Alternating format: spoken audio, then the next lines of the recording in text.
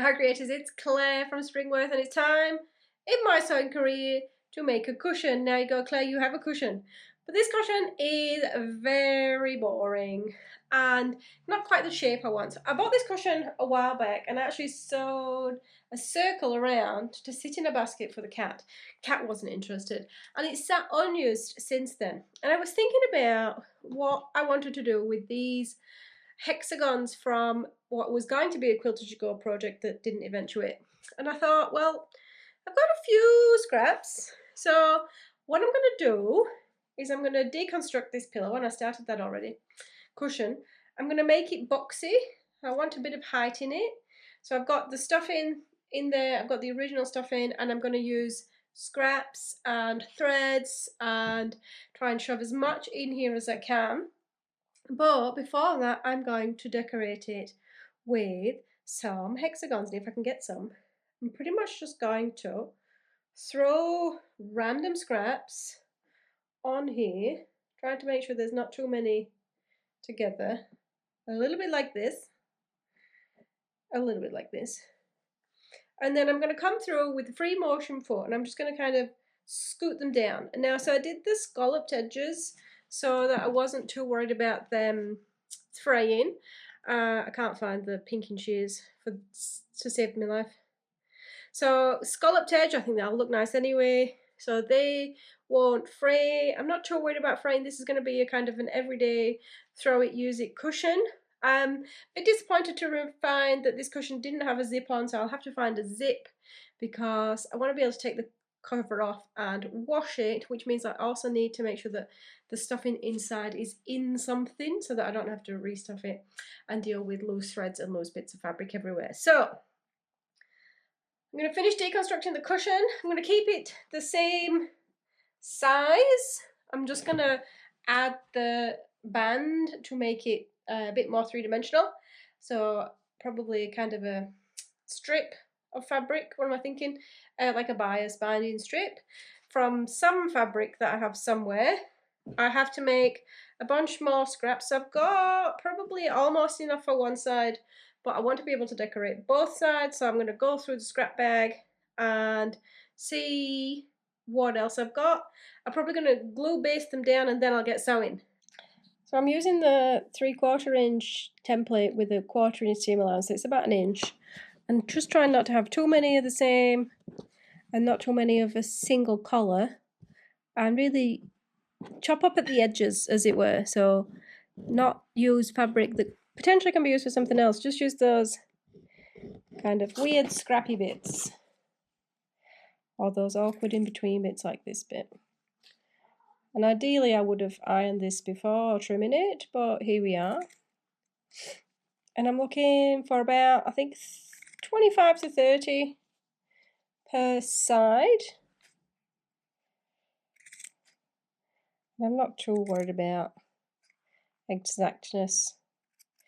Like, by the time I've quilted over the top or sewn them down, it's not, I don't think, going to be too obvious if they're marginally different. But I don't want it to be full. I wouldn't cut that bit.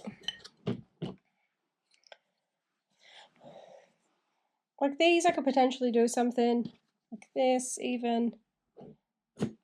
So, like, yes, I could potentially do something with that, but that's going to need a lot of work to be anything useful. So I'll probably chop 2 more out of this.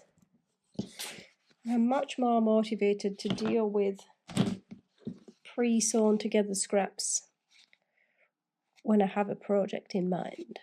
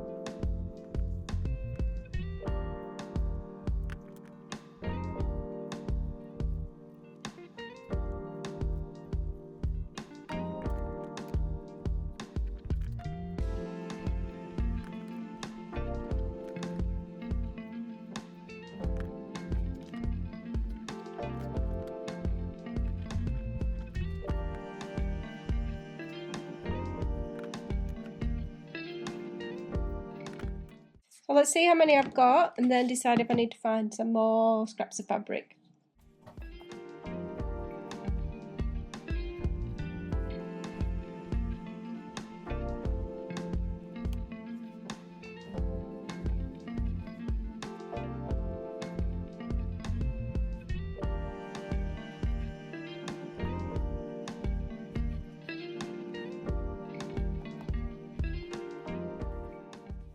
So that's more or less 62, and I'm just trying to separate front from back so that I don't end up with kind of all of the same on one side. So I'll just run through and make sure I manage that, and then I will start placing them onto the cushion.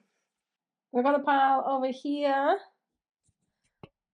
and I'm just going to start seeing if I can place it random. Now I think there's a few marks on it, so I may not place totally at random, and I might try to cover up some of those. I feel like I've got quite a lot of green, so I'll do my best to space out the green.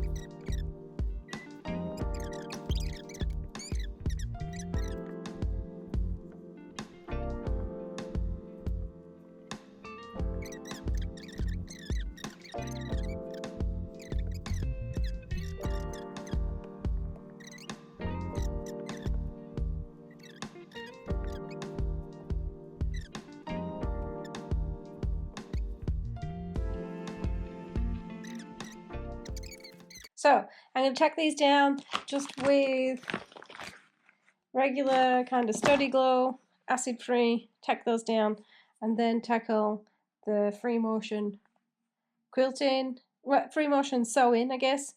I don't really have too much of an idea of how I'm going to approach these, because obviously if you start, where are we? If I start on one edge here, and then I sew all the way around, I'm back to where I started. So I'm going to have to do some sort of looping, but even if you connect 4, then you're still back in the center. So I'm going to have to accept that. And maybe I come up around, maybe I come from here. I come down to this section rather than going straight point to point. Come around and then come across here. And go around and then come across here, sort of thing. So that I'm trying to just collect all of them. And it doesn't have to be a single thread. I can stop and restart. So I'm just going to put a tack in the center. It's temporary, just to hold things together.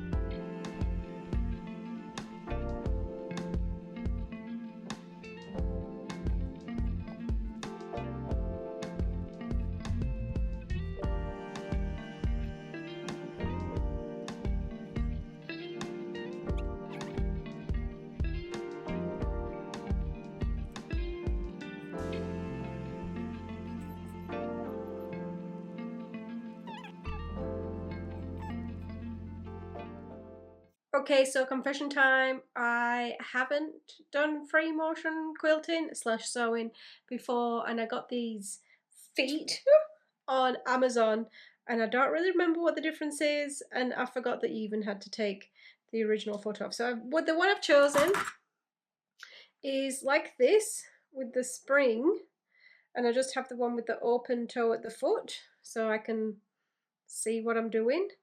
Yeah. There's only one way to learn. So come along and watch this to see if it's utter chaos again, because I can't remember what the different things are for the different feet. Okay, so it's on the machine. It's a bit tricky to have a visual with my hand in the way. So we'll just do what we can. The foot's down, which is such a strange concept because it moves around. And then I'm going to try to just, as I said, go around. Maybe I'll start over here. Go around this one, and then we'll come over and go around this one.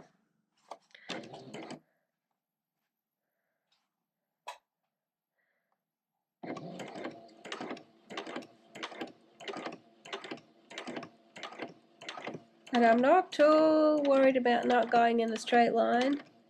Mostly just trying to get the stitch length relatively consistent. And so nice and close to the edge.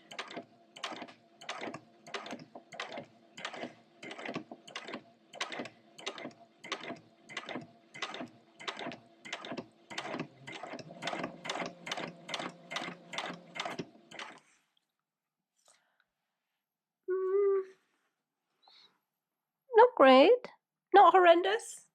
I think it'll kind of develop in as it goes. One of those, it looks better when it's not just one on its own.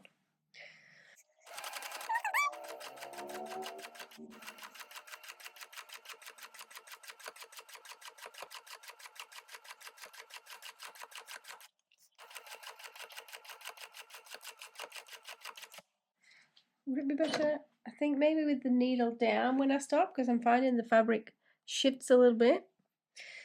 Let's come over to this one.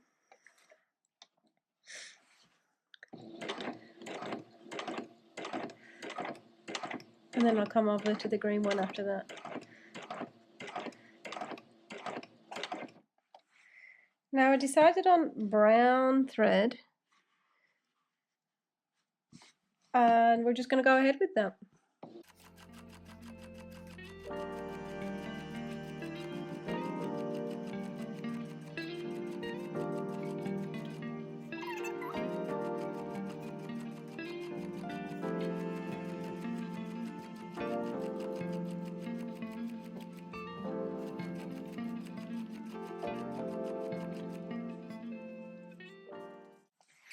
I don't necessarily just want to zigzag down, because that's not going to give it that organicness that the thread's going for. So I may come across and work my way up.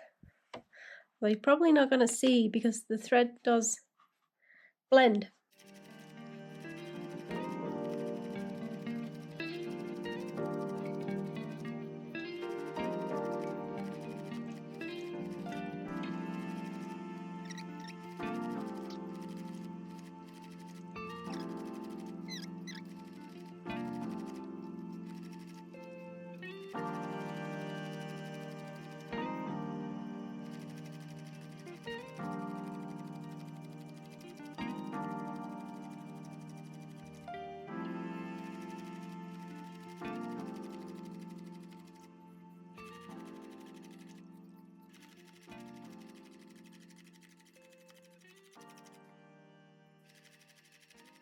So there is the first side, and I just noticed, not quite sure what happened here, but it's on the inside, and I had to change threads halfway, well, two-thirds of the way through. You can see there's kind of a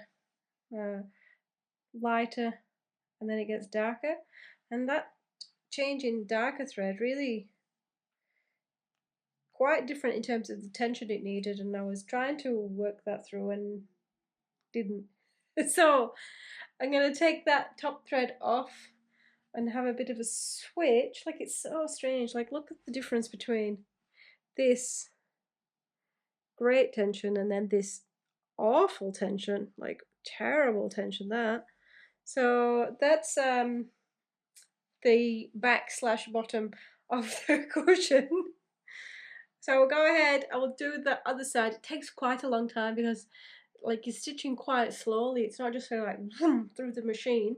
So I'll probably do that later or tomorrow. I do like the way it looks. I like how it's a bit flouncy. There's the wandering paths of everything.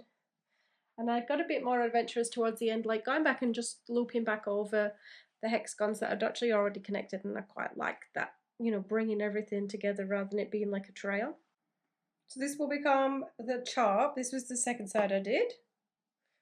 And I realised I missed one piece, so I think there's probably only 29 on that one. And then this was the first piece.